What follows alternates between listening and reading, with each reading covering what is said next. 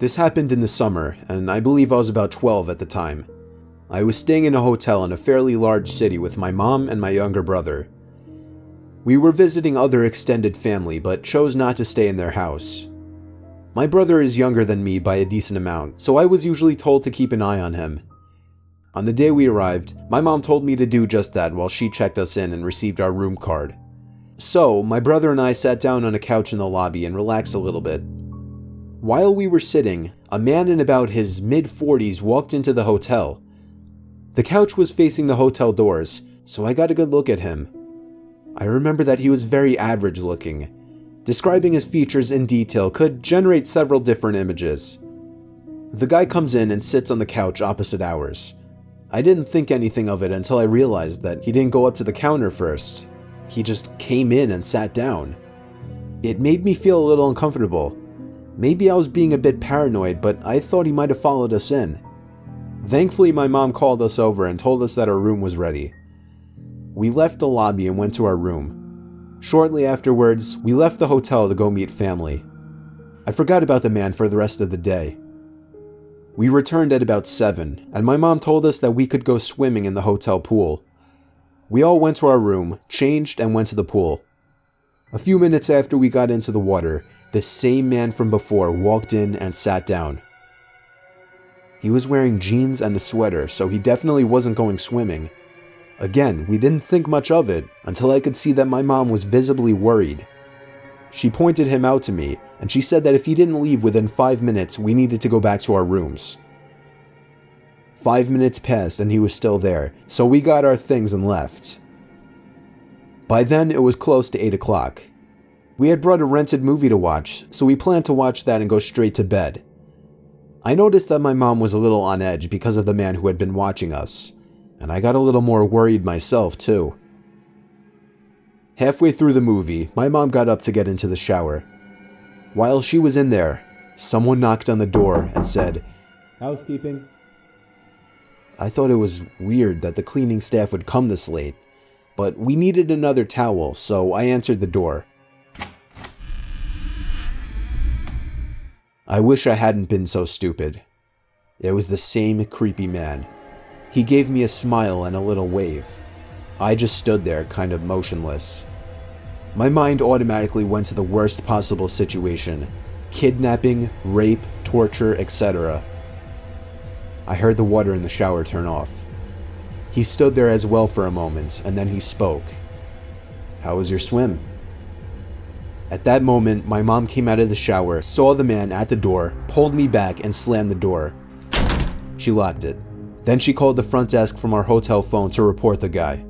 I told her to just call the police, but she didn't listen. She then requested we switch rooms. I then heard footsteps stomping down the hallway away from our room. Thankfully, the guy had left. After that, we switched hotel rooms and didn't see the guy again during our stay.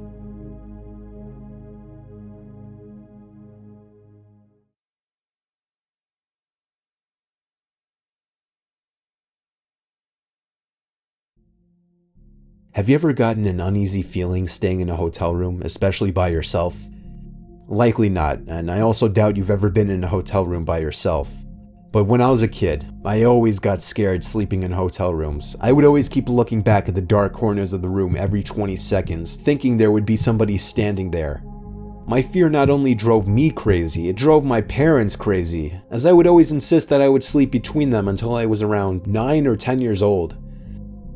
Anyway, eventually I had to grow up, or at least give off the impression, and started sleeping in my own bed or sharing the bed with my sister. Now I'm 24 years old, living on my own, and have to take a lot of business-related trips for my job. On one particular out-of-town trip, I was staying at a Comfort Inn in North Carolina, with all the expenses paid by my job, of course. I was in the area for a meeting with an office in a different town, and the inn was my home for the night. It was across the street from some big car dealership. That's all I remember about the surroundings. Anyway, I was off the next day, so I could look forward to just relaxing in the hotel and watching a couple movies. I was ironically watching the first Saw movie, and I swear, during the scene where Adam was hearing sounds in his apartment, my childhood paranoia started to come back for a bit, as I thought I heard little crackling type noises coming from inside the closet. Being 24, I told myself that I had to get over this nonsensical childish fear. I simply raised the volume on the movie and tried to ignore it. At the same time, I popped 2 sleeping pills into my mouth so that I'd be wiped out by the time the movie was over. Eventually, I flipped off the TV and rolled over onto my side to finally get some shut-eye. That was when the crackling noises became apparent again.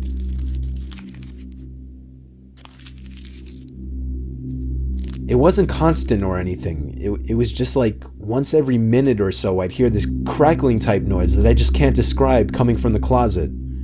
It wasn't happening too frequently to really bother me, and the sleeping pills were knocking me out at that point, so I was out within like 10 minutes.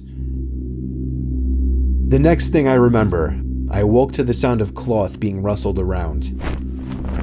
I sprang to an upright position, but it was literally too dark to even see within a few feet in front of me. After I flipped on the bedside light, there I saw somebody dressed in all black with a hood over his head, probably 6'5", 250 pounds, rummaging through my bag.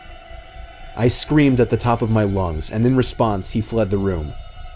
He had stolen my wallet and my watch, but he had also created a lasting memory that only digs deeper into a very large childhood fear of mine.